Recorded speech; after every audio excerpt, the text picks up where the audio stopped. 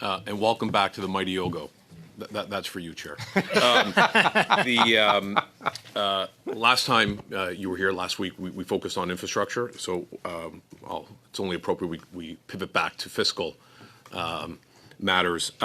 So looking at our current position, we can't look at it in a vacuum. It has to be viewed, I would say, on a comparative basis.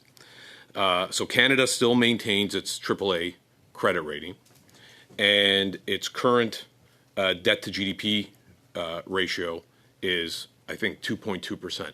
How does that compare to some of our G7 colleagues?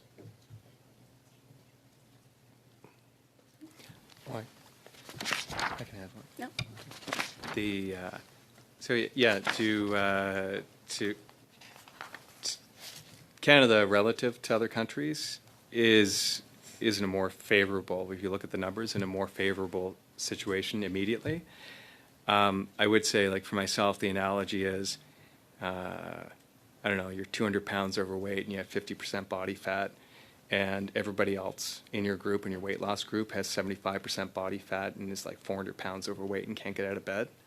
So, yeah, like we're in a more advantageous position, and in many ways, that's the opportunity where we can hopefully move. We have space and time where we can move quickly to rectify the situation. So is that a reflection of the current global economic environment? Yeah, very much so. The member referred to the work of the International Monetary Fund, and a lot of what the International Monetary Fund has been publishing recently on the fiscal side is advice to all countries to reduce deficits, reduce debt, and batten down the hatches and prepare yourself to make some tough decisions. So it certainly isn't advice to Canada.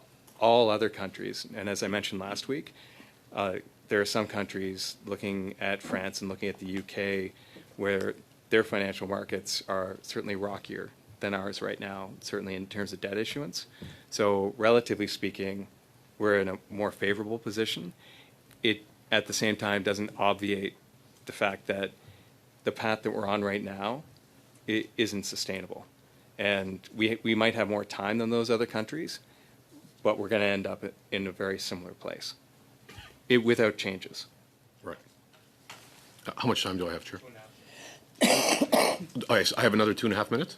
Oh, okay, great. 2 hours, 2 minutes, and 10 seconds. Okay, great.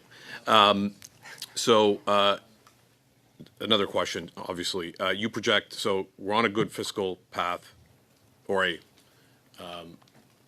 we're on a better fiscal path than some of our G7 colleagues, and you project our deficit staying under 2% of GDP and debt holding near the low 40% range.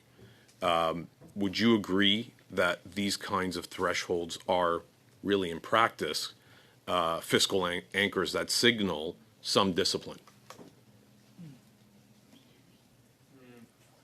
I would go back to one of the comments I made at the outset that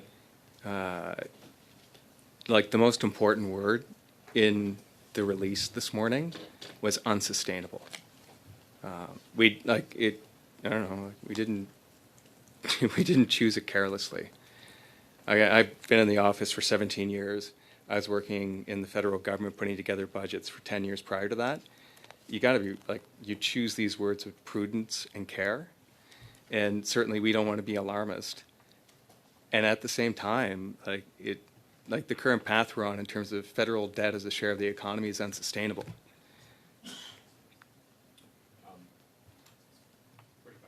Yep, thank you.